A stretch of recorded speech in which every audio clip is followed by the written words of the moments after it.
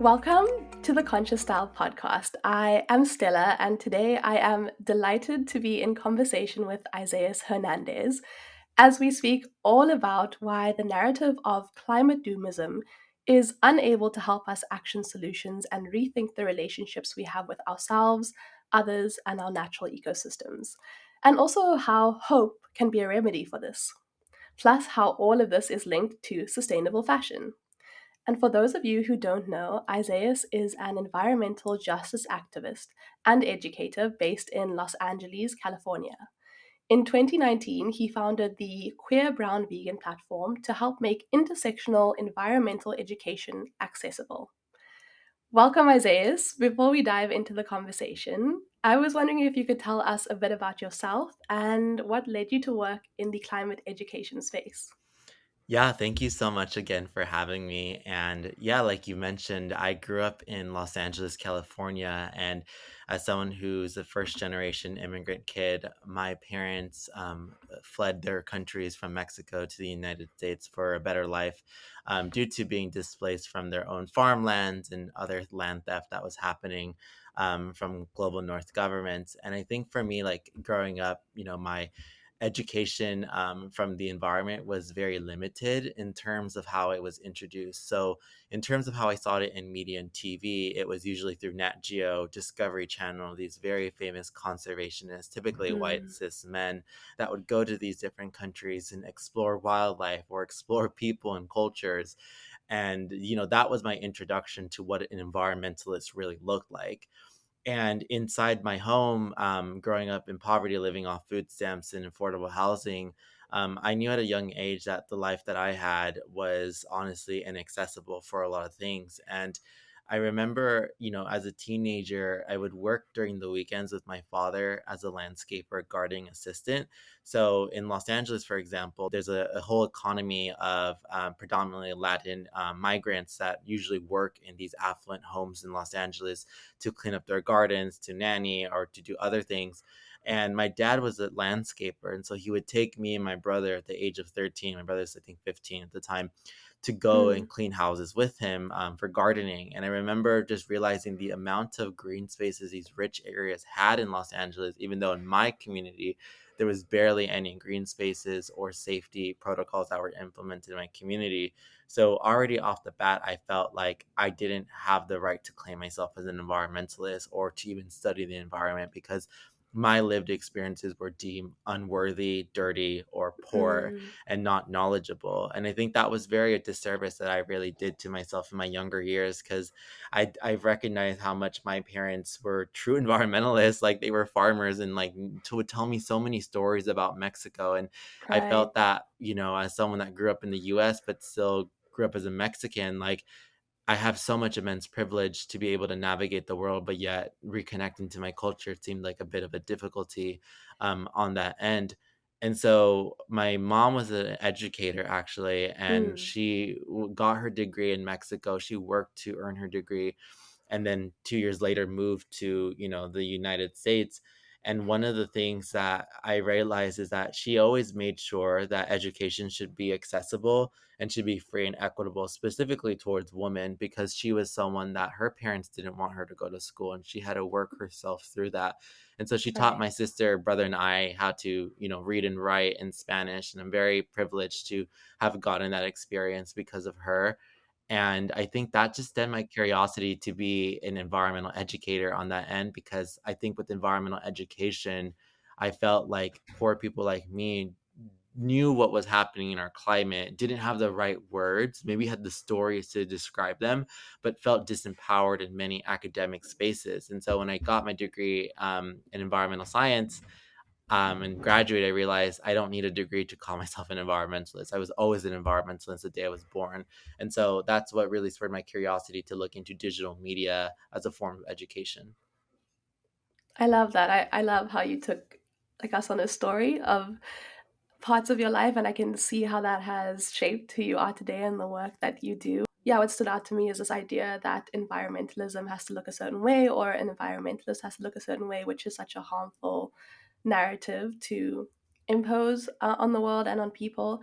And I can really like resonate with a lot of that as well from a South African perspective because of the deep inequalities in this country as well, and to see the way, that the climate crisis is affecting people differently, and the need to really center lived experiences in understanding these impacts and understanding how we can craft solutions. So, yeah, thank you so much for sharing how that has led you to where you are today, and also the importance of your parents' roles in shaping that. And you touched on your Mexican heritage and the role that has played in informing your curiosity and your understandings of who you are in the world, but also what environmentalism means. And I was wondering if we could shift gears a bit to talk a bit more about your heritage and fashion, because I know that you recently attended the Global Fashion Summit, and I was reading on one of your posts that you had conversations about like the importance of Mexican heritage in the way that we rethink fashion solutions. And I was wondering about how you would describe your relationship with style, and also what fashion lessons you've learned from your heritage. Yeah, I would describe my fashion style as a very dynamic experience. So, one of the things I think I recognize that being a queer person is the policing and how queer and trans individuals are policed. I grew up in both a very historical heritage household, but a very traditional, unfortunately, religious household. And so, growing up on my end, I really was embracing gender diversity, and just realizing that I like to wear any type of clothing that made me feel comfortable. Unfortunately, my dad was very homophobic growing up, like majority of my life, and so he would force me, specifically because I would sometimes try to rebel to wear different colors or wear scarves, for example, that were just different colors of a slight light green or a slight pink, and he would make me wear very large denim jeans, like extra sizes large, flannels, and just like weird tennis shoes that were like grandpa shoes. And at the time, it was funny because I hated it so much, and it's funny now because I wear a lot of that when I'm trying to be comfortable in life.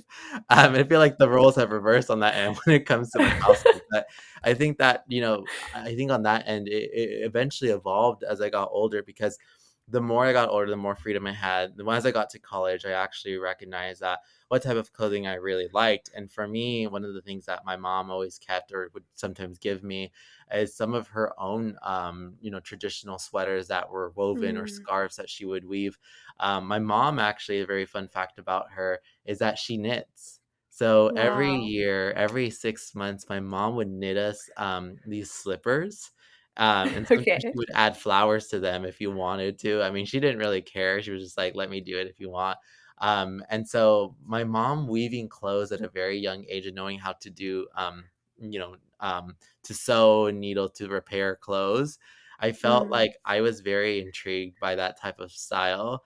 And so, because I grew up majority of my life thrifting, a lot of the things that would really call me are colors that represented my culture. So like green, red, brown.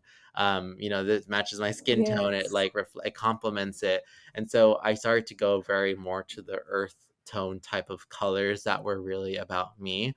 And the amazing thing is I felt like, in college, like, I had different types of styles, like, every year if you would see me, and my friends would always say, like, "How do you change your style so quickly? Like, you're fashionable." And I'm like, "I don't really know. I think it's just what I was going through that point." Like, I had a fast fashion phase at 18, it was Yes, of horrible. course. I was like, "Get rid of this style, it's not worth it. Vintage clothes is where it's at." It's literally where the best clothes I've ever found.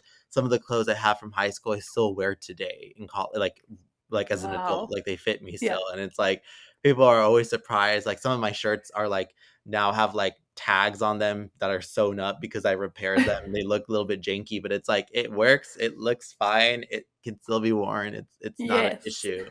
But I think attending the Global Fashion Summit, which is huge privilege to attend, is connecting with fashion designers that are based in Mexico. And so I actually have an interview that I'm supposed to release soon, when I interviewed the founder of Deserto, which is a plant Mm, based leather company that uses cactus to produce this type of clothing. And it was really awesome to see that because I think the founder, can't recall his name. I think Adrian, I don't want to butcher his yes. name, but he and I just had a very deep conversation about the importance of Mexican entrepreneurship and Mexican sustainability and the importance to invest in local economies. And as a vegan, it was very interesting because I think in Latin America, veganism definitely is embraced in different ways, but it was the Mm, very first brand that I saw that was like, well, we don't use any animals in our product. And I was like, oh, interesting. Like, I want to learn more. And as someone, this is kind of like the food side that comes into the fashion is that yeah. I got into fashion through food. So I do a lot of foraging. And one of my Yes. favorite foods that I grew up eating is cactus. Cactus is Mm, so abundant in Mexico. Like my mom, every meal we would have, it was cactus with it. Cactus has a lot of water, so it's a good hydration if people do not have access to water in a nearby area. mm, But it's just tastes really delicious. And I grew up with it. And so I think on my end, seeing the intersection of how food can be used as both medicine, clothing, for food, nourishment, like these are all important elements that we should be considered. And so I think with the Global Fashion Summit, it allowed me to really expand my mindset from just not looking at just a narrowed mind of like food sector and culture, but food, culture, and fashion are the same thing. You cannot remove them. How do we produce these dyes and clothes from natural elements? And if you go in different parts in Oaxaca where there's more indigenous communities that live there, they have a lot of sacred practices that uses a lot of plants and flowers to get natural dyes, and they teach you mm, how to weave over there. And I think with my mom, she really learned from her mom how to sew clothes because they didn't have money. And so I think the style I have today, and I would describe it as very like vintage, but also very just eclectic type of different styles. Like there's sometimes people will be like, I didn't know you can dress fancy, or sometimes people are like, I didn't know that you were dressing this way. And it's like, well, inside my home, if you were to see me, I'm just wearing like long shirt and like big pants, but like outside, I try to get together.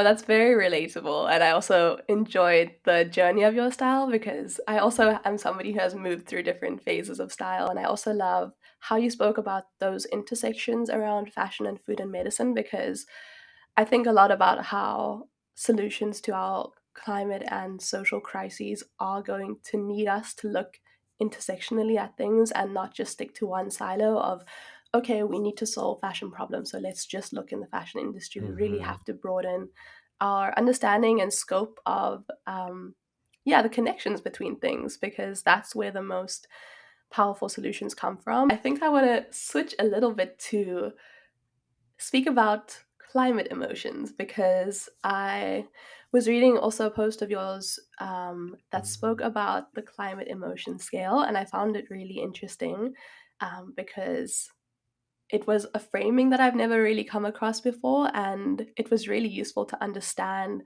sometimes complex feelings that are very difficult to, yeah, really put into perspective. So, could you share a bit more about what this is, and also what has your experience been with climate emotions, with working in the climate space? The climate emotion scale I crafted back in 2020. So during that time, there was massive wildfires from Canada and in US too that were engulfing all the West Coast. Now we saw that with the East Coast, right? That happened literally, and it's still happening right now. And the idea behind it was the fact that I really struggled to identify with the word eco anxiety because I didn't have fear of the future of the planet anymore. I was Mm, angry, I was feeling I was grieving, I felt sorrow, and I felt a different complex of emotions. And I also felt, how did I feel before as a kid growing up? My relationship to the environment. Why is it that we laugh at adults for talking to trees or the land in our urban society? Like, why is it that when kids are touching dirt, sometimes they're eating it, sometimes they're making weird stories about it, about fairies and goblins or whatever they want. And it's like, what happened to those emotions? Why are we like this as mm, humans now? And so I crafted the climate emotion scale using, of course, the terminologies that were crafted and coined by different professors. And I always acknowledge that, like Glenn Albrecht, that is a professor, I believe, in Wales and Australia, maybe. Um, Mhm. he coined a lot of those words. And I always tell people, like, I wasn't the one that coined the words, crafted into a scale because I believe that was the best way for me to learn.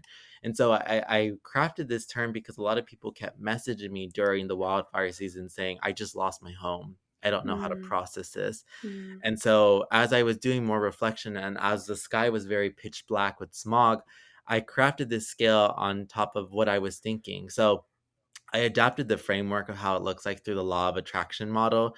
Many people know like what law of attraction means and things like that, but I use it as a reference point to kind of create the diagram because I believe that obviously emotions vary from scale. You don't just go from yeah. like, one to the other. It's actually you just vary on different ones and different days too. And so I started off from starting it up from the first word being a euteria, I believe. The first word basically showcases that a people that are born innate in this earth have a deep relationship with the land, regardless of who you are. And that emotion is usually this deep love and appreciation you have as a young child. Like you can see Mm, this with babies and kids. They're curious about the world. They're not trying to hurt people. They're not trying to dominate people. They're not trying to exploit people. They're just trying to understand the landscapes around them. And so right. as I crafted this scale, I got more into we've gotten older, right? Those emotions start to fade. Then we go to like example like solastalgia, which is like Mm, this the deep sorrow that one has when the environment changes. And a lot of us have experienced this, whether that was through urbanization, where a small lot that was fenced off became a hyper development, or I use the example now where I grew up in LA.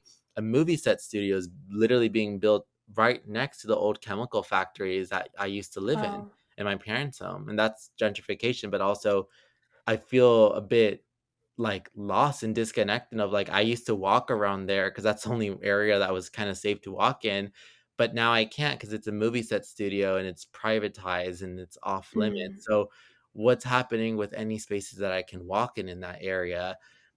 The point for climate emotions actually started to kick off again this year when I started to recognize that people were emailing me about the article and asking me if I'm planning to write more things about it. And I said, no, I mean, I just used it as a way to navigate my feelings and hopefully help others. It's not supposed to be like a mental health solution. It's just a resource yes. for people to use.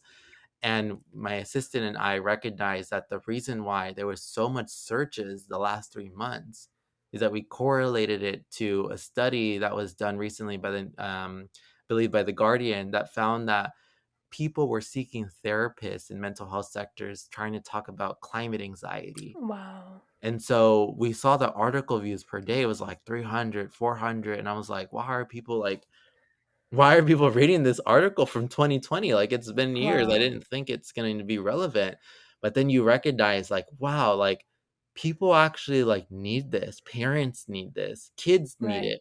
College students need it to validate what they've been feeling. And I recognize like, wow, I didn't think that it would become so popular years later that it's been included in textbooks in random places. And I'm like, I didn't expect that. But that was a way for me to contribute to academia, but also to contribute to our collective good of like, I'm not telling you that you have to use these words. I'm not telling you that you have to relate to these words. I'm just saying that some people may find it useful for them to figure out their life. Well, that's amazing, and I have so much empathy for that, and also this feeling that sometimes we just need words that we don't have ourselves, and when that is offered and allows us to reflect on unpacking what we're feeling, like it is actually super transformative. And um, like you were saying, you didn't expect it to blow up the way it did and be so widely shared. But I think it also just speaks to the moment of time that we are in and the need that there is to really confront and unpack these very, very complex emotions and contexts that we are living in. And I think what I was also picking up on is like anxiety. I also really stopped relating to that term and like the description of it a while ago.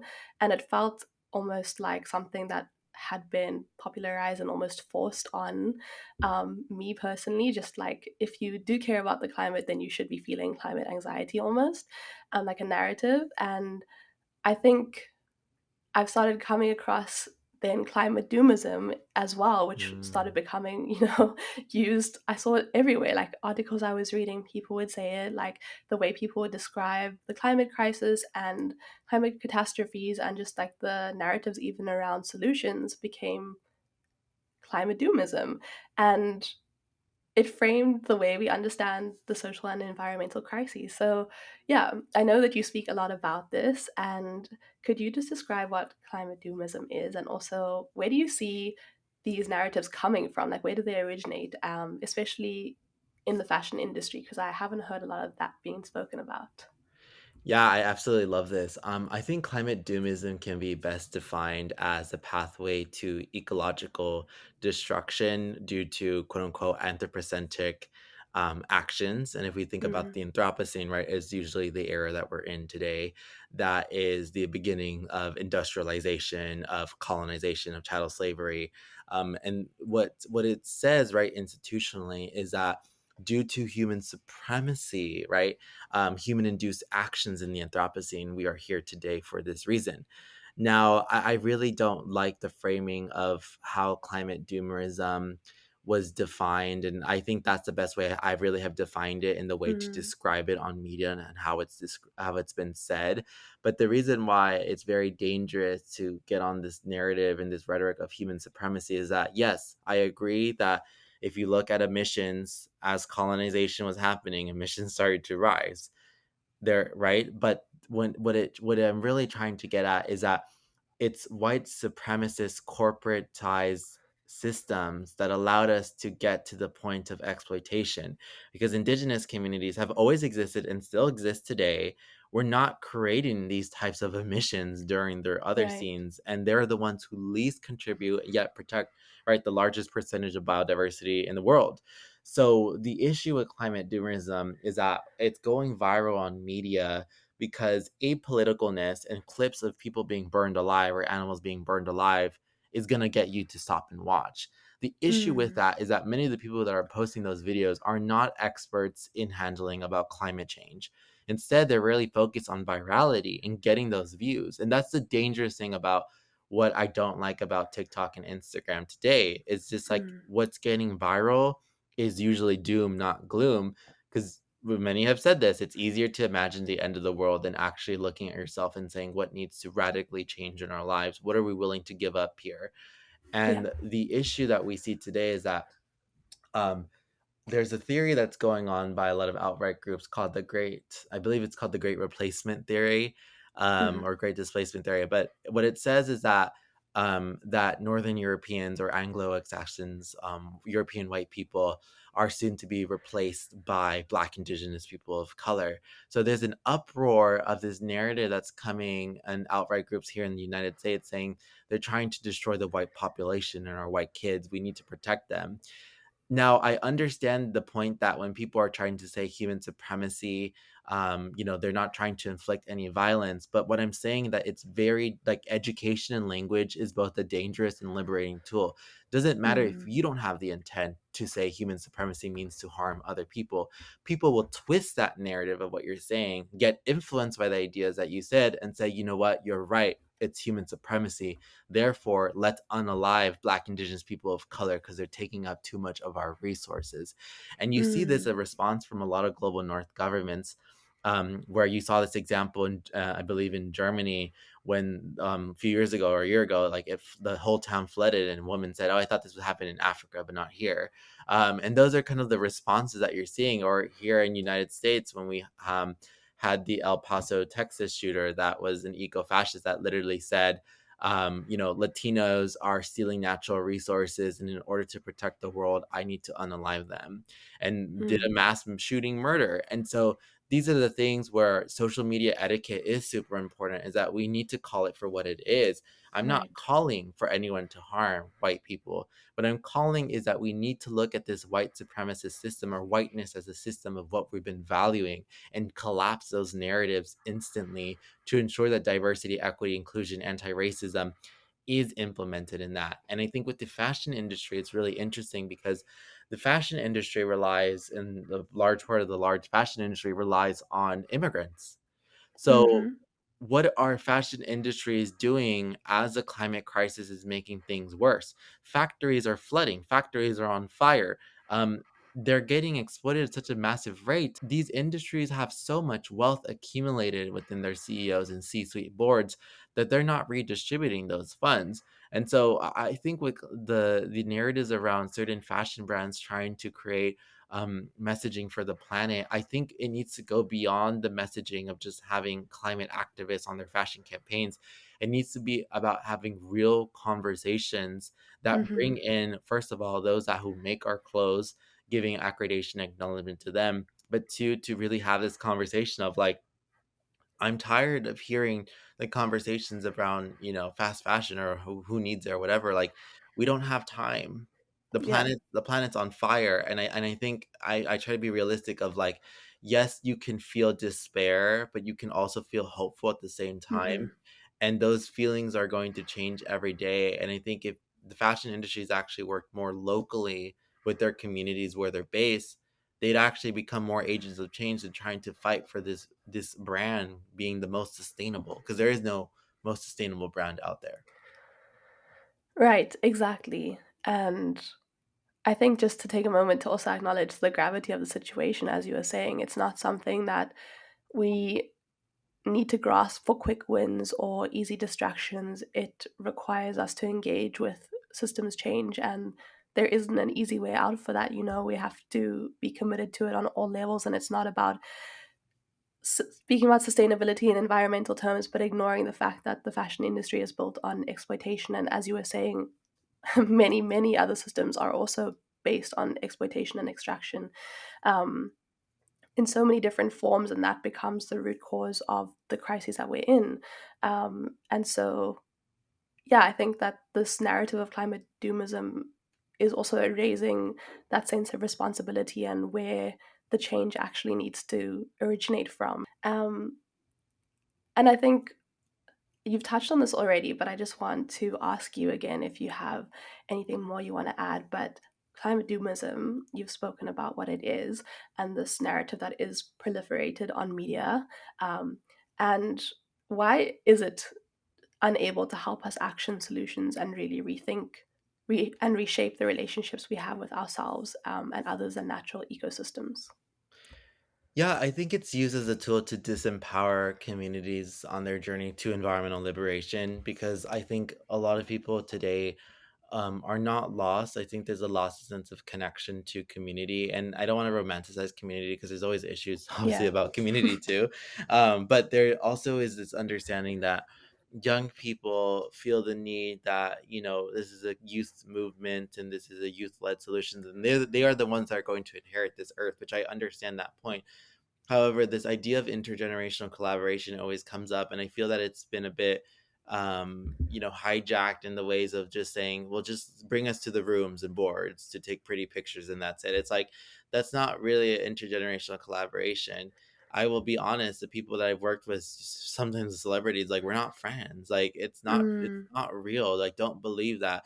What is real is actually people who I rarely saw on my social media, but they're my mentors. They're my elders. They're the ones who keep me on track. They're the ones who like reach out to me to see how I'm doing, right? And so I think there needs to be an understanding that with climate doomism, like the easier way to put down people is when you're already dealing with someone who has a lost sense of their identity or their values or don't know where things are going, and yet they are disconnected from talking to older people. Like how many young people have we met that we can say that are so uncomfortable to talk to older people? People are afraid to talk to me. And I'm like, we're mhm, literally like 5 years apart. I don't know. Like I used to be your age, but like it's like if you're scared to talk to me and I'm not an elder, I'm mm. scared about that. And so I think we need to really soften our hearts and harden the relationships of those who are really going to be around us than trying to chase different movements. I think a lot of spaces really right now have like different arguments or different things that have been happening where people are like, you're not doing enough, or you're not helping the planet. And it's like very self-sacrificial mindsets. And I really Right. have had to really fight against that in my younger years, because the same people who were constantly shaming, calling out, I'm better than thou, or I'm just analytical. It's like, you are analytical, but yet you are part of the problem too, because you don't look at yourself for a few minutes and want to ask yourself those questions either. For sure. And just like as you were saying, that also that individualistic spirit of being like, we all live in silos, but we really don't, and nobody can say that they do, honestly. Um, and so that acknowledgement as well goes a really long way in understanding how we can all be a part of change, and as you were saying, also just like care. Um, so we've spoken about doomism, which, as we have said, is like a very, very harmful narrative in many ways. But a lot of your, yeah, work, but also just who you are, is about shifting these narratives in an accessible way that really centers around hope, and as you call it, evidence-based hope. And I've heard, the word hope before, but I haven't really heard the term evidence-based hope. So what is your understanding and framing of evidence-based hope, and how does it help you to challenge climate doomism? Yeah, I think as a digital media creator in this space, a lot of my work focuses on storytelling through social media. There's obviously double-edged swords to social media. We can get into that later or in the future. But I think the main thing to know is that evidence-based hope was coined by one of my mentors, Ellen Kelsey, that basically talks about that sometimes we cannot physically see hope, right? It's not, we cannot see it, but we can imagine it, or we can Mm, understand that it exists, but not to our eyes sometimes of what we can see or hear. Evidence based hope looks at the continued progress and momentum that has been happening on the ground for local solutions. And to me, that actually means that there is this idea that sometimes when we think about hope, we just think about praying that someone will get up and do it. But evidence based hope is looking at these are actually real solutions that people are doing on the ground. And so, as a climate communicator, I used to do a lot of infographics in my early days, but now I've been getting into entertainment media, doing long form productions of episodes mhm, that, they're posted on YouTube, but I one day want to get a TV show. And mm, I did this episode called Teaching Climate Together with Ellen Kelsey, where we talked about evidence based hope. And, in the segment of the episode, we talked about the fact that, when I'm in the sea, I just think about, oh my God, all the animals who have died here. How many species have we lost? Is everything dead here in this ocean? And in the interview, she says, actually, it's untrue to say that animal species are all dead. In fact, there's a lot of species that are coming back to restoration to coastal communities. And we focus specifically in California and the Monterey Bay area because in that episode, she has relationships with the scientific and the community there. And so on that end, it made me recognize that, crafting stories around evidence based hope is a central piece of what I need to do now in my work, because I'm not here to talk about toxic positivity either. I understand there's realities and horrors that are happening right now. But I think for a lot of younger people who don't have the privilege to travel, who don't have the privilege to sometimes interact with these spaces that I have privilege over, how can I transmutate that information so younger people get inspired and start to ask questions more and start to recognize that if I was able to do this, they can do it too. And that's the mm, point of the series, is to diversify, of course, environmental media creators, but to start to recognize like we are so focused in a society from problem identification mindset of like these are the top polluters. Shein's a fast fashion brand, like they pollute the planet. It's like we get that. We everyone knows it now. I think a lot of people, we love it for what it is, but I'm tired of seeing the same problem yeah, identification, like as a content creator. But I think it's still right. useful for a lot of people who don't know about those things. So I focus on storytelling and having a problem identified in the solutions mindset, in a realistic view of what's happening and what's working, what's not working, based on solutions based journalism, which I worked with a few years ago, the organization. So I think on my end, this combating doomism and this fatalistic approach in media is that we have to create our own networks of media and hope, that actually center our stories and center the stories of academic elders who don't Mm, often get accredited for this work. I mean, when I did this collaboration on evidence based hope, no one really knew about the term. Like a lot of young people, I didn't know about the term honestly. I was like, wow, I'm going to start using it in my work. Of course, referencing and crediting Ellen Kelsey, my PhD scholar. But it's like I was like, I didn't know about this woman until she reached out to me and she's like, I want to work with you guys, and I'm like, Mm. you sound like a really cool person. Let's work together. So it to me, like, I think this is where I'm at in my next evolution of life is that Mm. Queer Brown Vegan isn't so much this like just Instagram account. It's like a storytelling page. It's a Right. diary of my life of what I think how I've really navigated through my emotions. If you see my earlier writing, sometimes I was a bit angrier, sometimes I was a bit confused, Mm. and sometimes a bit sad. And now it's more like I've had to become more grounded of who I am and knowing of what I'm doing.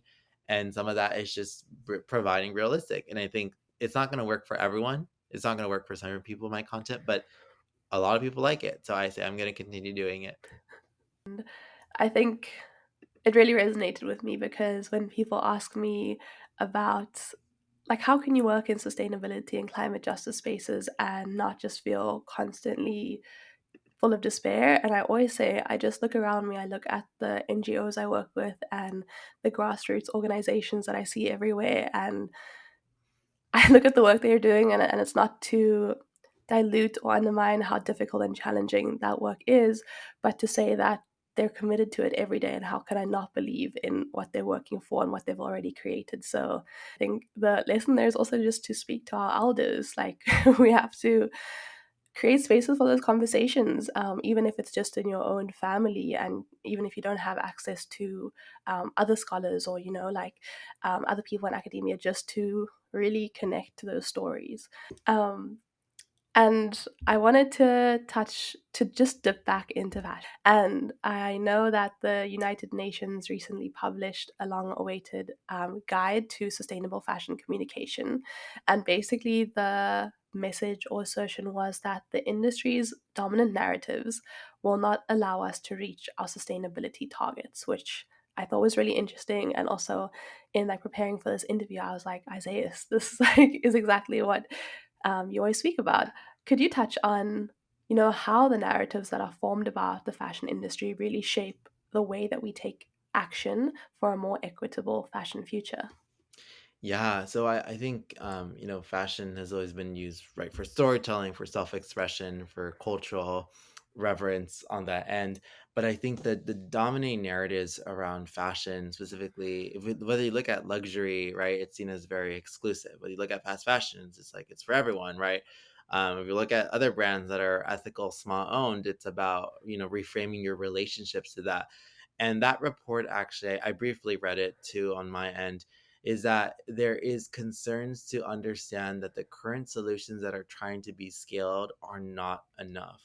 Mm, We are running out of time. Luxury brands do not want to think about extending themselves to help out local designers. They don't think that they're part of their issue. Fast fashion brands are like we're creating grant programs for certain things. Like certain things are good. I like the OR Foundation, what they've been doing on yeah. there. But I think on that end, like it's same as the food space. Is that I think that we've really played a dangerous game, believing that certain capitalistic solutions are going to help us at the rate that where the planet is going. Right. There's a Vogue article that was written by Emily Chan recently about the Milo Unleather, and Milo, I worked with them a few years ago when they first launched, and I think they were going to launch in 2020 or 2021. Hmm. And they lost money, and then now they're. I don't know what's going to happen with them. I don't. I think they went Yeah. through. They shut down, or I don't really know actually, but I think those are just issues where I feel that the narratives, calling out narratives is no longer enough.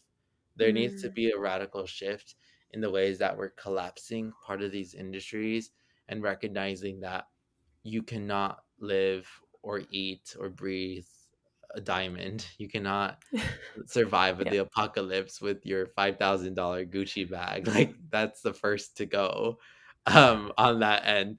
So I think the importance about the fashion industry is that they still have time, they still have recognizing to do so. But I think the reason why the fashion industry is a bit divided is that there needs to be more groups specifically people targeting specific industries than trying to just group them Hmm. all together. It's like we need people who are experts in the fast fashion to start to talk to the fast fashion. We need people who are luxury to start talking about the luxury people, because there's already hierarchies in the fashion system. Like people Right. look down at fast fashion brands, or they look down at these brands. They're like, oh, that's not editorial. That's not luxury. And similar with the food space, right? Like we think about lab grown meat, we think about plant based meats or whatever. Like there's still a hierarchy that exists, and the idea of these plant based meats becoming popular almost what 8 9 years ago is that it was going to destroy the industrial agriculture system. What did it destroy? It hasn't really destroyed as much Yeah. as they thought it was, because companies are apolitical. Again, that's Hmm. another issue, is that if you're going to present a technology or solution, you cannot be apolitical. You have to be political. Right. Saving the planet, unfortunately, is a political issue. Therefore, you recognize that this is something that you need to invest in the future, and know that it may not be as profitable as you think it is. But that's where we constantly have those hindrances. Investors want more money. People are like, we had to think about more growth. Mm. GDP, right? Like it's like a such a dangerous measurement to even think about. And now that I think the fashion industry is getting more involved in the United Nations and things like that, I do think there's a lot of good opportunities that will come out of it. But I just think that the key players that are the ones that are responsible are not really paying attention. I totally agree, and it is very frustrating because, yeah, you can see where the tension points and the levers for change are in the industry, and yet it's it feels like those people aren't yet realizing how urgent these crises are. Um, but like you said, there are organizations doing really amazing work, like the All Foundation, as you mentioned. And I think what I've been thinking a lot about in this conversation is balance. And we've spoken a lot about how the realities of the climate crisis causes a lot of just intense feelings within many Yeah. people, and sometimes those are not hopeful feelings, and sometimes on some days they are. And I wanted to know from you, like, how do you balance these different feelings and create both space for positive and negative and everything in between while still looking for solutions? Yeah, I think when I was younger is that criticizing a solution isn't saying that you're shutting it down. I recognize that there are good people that are trying to create solutions, and I think there are people that we need to get comfortable saying this, is that I see the world through the end of capitalism. Some people see the Mm, world of redesigning a solution that still will uphold a different type of capitalism, and that's fine. I think that like at the end of the day, like we have different truths that will coexist in some way. But that's the way I think that people have gotten comfortable with talking to me. It's like I don't fully agree, but I'm not going to cancel your idea, right? We need solutions. At this point, I'm like, well, you know what? Lab grown meat, sure. Like plant based leathers, like fine. Like let's see what happens. Like I don't know. I'm yes. not an expert in that industry, so like fine, like let's do it. But I think that when people get mad when I criticize industries, they're like, well, you're just part of the problem, you're not helping. It's like, Mm, no, no, no, no, no. The issue is the fact that, like, as we are redesigning these solutions that are going to help our planet, we still need to recognize, is it just white people that are having control mm, and power over these new solutions? Is there do they care about diversity? I mean, like, white woman is not true diversity. It's some gender diversity, of course, but like, that doesn't mean anything these days. Like, the liberation of Black, Indigenous people of color should be front and centered. And so on my end, I think like these technocratic solutions that have been popping up, I've just mhm. been very concerned that it's just white people. And a lot of the times they're apolitical. So how do we Yep. get them to be more political? And I recognize that there's issues trying to get investment, and they have to be, play the game too. But it's just very hard for me to imagine that the same people who got us here in the issue are trying to redesign solutions for my people. Right. And to me, it's like, but aren't they a millionaire or a billionaire that doesn't really have the same values as me? The climate movement or environmental movement is always made of poor people, of working class Mm, people. In fact, the most sustainable people, I said this recently, is that I used to be very sustainable as a kid. As if you go to poor communities or low income communities, they're the most sustainable. than the idea of what a Right. sustainability expert looks like in social media. That's the illusion. I'm not when people call me that, it's like I hate claiming that, but it's also like it's an illusion today because what I was before was much more sustainable. Doesn't matter if I'm vegan today. It doesn't matter if I try to reduce my plastic. Like I fly like so much that it's like, what am I doing? And like you're saying, it's also just about holding space for that complexity, but not shying away from the fact that we can't create transformative change without addressing systems of power. It's not possible. And unless that is at the core of our work, then we can change the way we create and what we create, but we need to really address who and what benefits and who doesn't from the way our world runs. So yeah, I think I was also thinking about a recent episode we did with Safia Mini of People Tree, and she was talking about how a regenerative world and regenerative fashion is also about regenerative leadership and regenerative relationships. And Yes. I think that's so important in this conversation as well, because sometimes we get so caught up in technocratic solutions that we ignore the extreme value of spiritual and indigenous and all different kinds of solutions that cannot fit into high tech spaces and all of those kinds of, yeah, ways of looking at the future. I wanted to ask, as we come to the last few questions, um, something that I was just wondering when I was thinking about you and the way that you engage with the world, which is, what is your favorite way to reconnect with hope? I think the favorite way to reconnect to hope to me is through foraging. I think Mm, foraging to me, as mentioned, like localization, is that every time something sprouts from the ground, or a fruit is bared from a tree, or a berry arises in the seasons, it reminds me that life is still alive. And life as ourselves as nature is still trying to gift us delicious food and yes. culture and connection. And every time I pick that, fungi or the fruits or the plants, I obviously thank the land, but I also remind myself, wow, there is so much to fight for in this life. And I had to really reframe this dangerous relationship of like, what am I really doing on social media? What am I Mm, meant for in this world? And am I have I become too carried away from trying to chase the social image over just valuing the simplicities of life? And it's hard in this capitalistic world when you're trying to survive for yourself and support your family. But there's those moments where I feel in solemn, and I feel really this deep interconnectedness of everything I'm doing is still worth fighting for. mm. Because if this tree can bear fruit, I can also bear that pain and turn it into something I want to give in the world. Right. Yeah, and there are so many lessons to be learned from just being outside and finding small ways to connect with nature, even though we do live in a very capitalist system and many days it's hard to avoid. But yeah, I think that that was really, really beautiful and like important to remind us all of.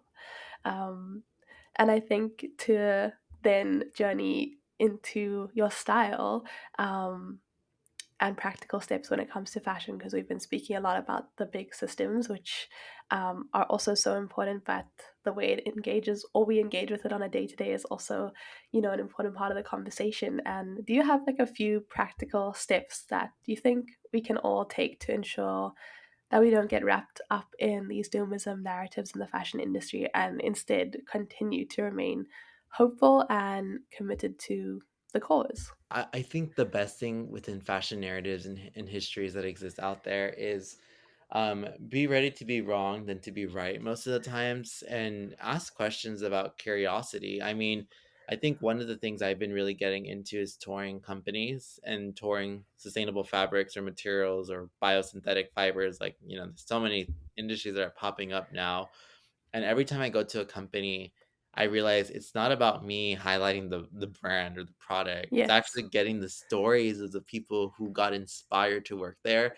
And that's what makes me happy, is realizing that there are Mm, people who care in the industry. It's not just people who are trying to be billionaires. It's honestly really great scientists, R&D people, people from different sectors that wouldn't have think that they were going to work in the fashion industry, that do really believe that they can change it. And that gives me much more understanding, and to give grace of like, we may not always agree with certain theories of changes, but I also agree that you have the right to find value and passion in what you're trying to do in the industry, because you really believe that. I'm not changing the fashion industry.